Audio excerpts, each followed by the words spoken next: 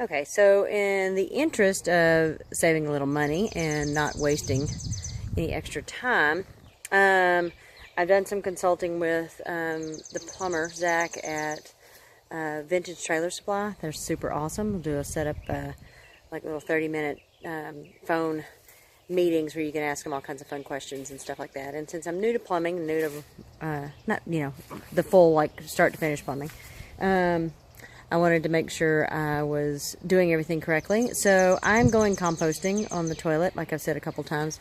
So I'm not too terribly worried about, I don't need a black water tank, needless to say. And so in the interest of saving a little money, Zach told me that I can convert my black water tank to a gray water tank. So what I'm going to do is, I've got it going down here. So I've sealed up the hole here with some point and seal kitchen and bath epoxy or silicone. It's really goopy because it's going to be underneath, so it doesn't really matter. But for some strange reason, they had cut in like some slots, and it wasn't a split. It's a full-on just like cut in spots there. And I'm not sure why they went that route or why they did it, but I've blocked them up because I'm going to vent it and it doesn't need it. Now, because this one was threaded on the outside and we're used to things being more of a female for plumbing, this might be common on RVs, I don't know. But so I took the flange off that was originally connected to the commode.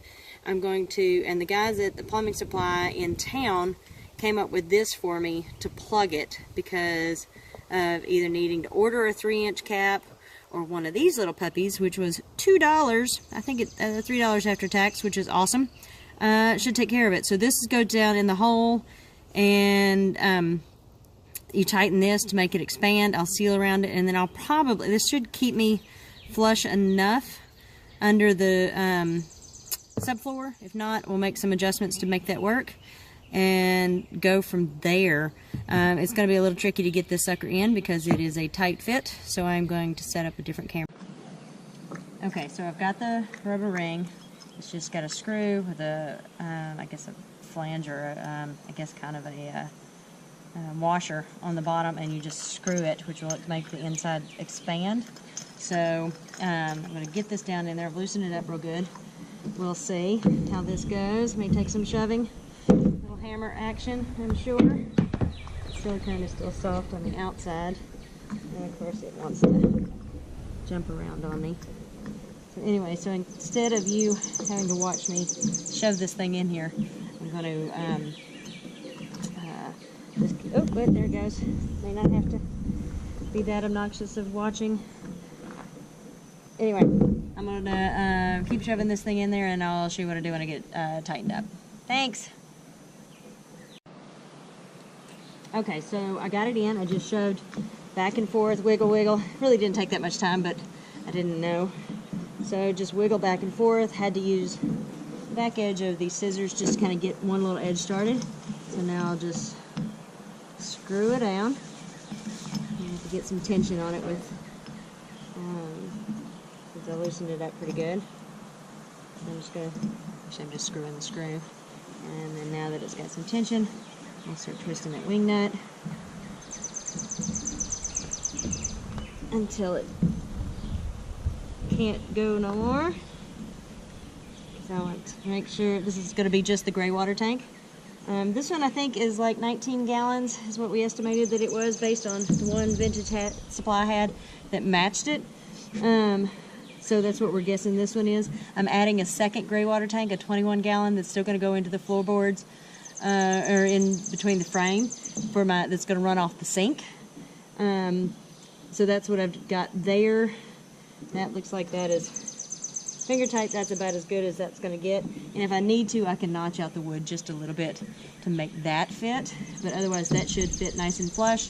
And then what I'm going to do after that, I'm going to get the camera here so you can see, is it's going to be my inlet and vent. So I'll do a T attachment so it can vent out and also drain.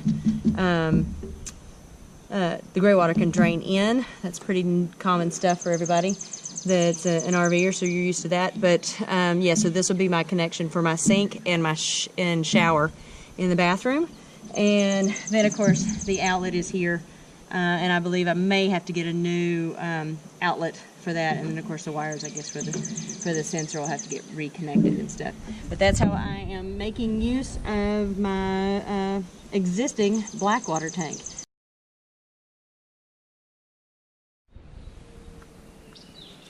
Okay, so just in the interest of overkill on this, and I apologize, I just realized that the video I originally did showing this particular piece didn't come out all that great, but I will try to find a link to what that particular piece is and link it up for you, so if you're going through the same thing, you can get one of those as well. Please excuse the potential cat fight and dog fight between my puppy in the background.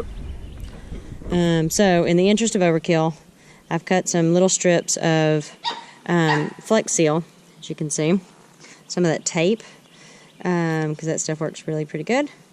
And so I'm just going to place it around the outer edge on top of that silicone, which of course it will bond to, but just in the extra interest of making sure this thing doesn't leak out and over.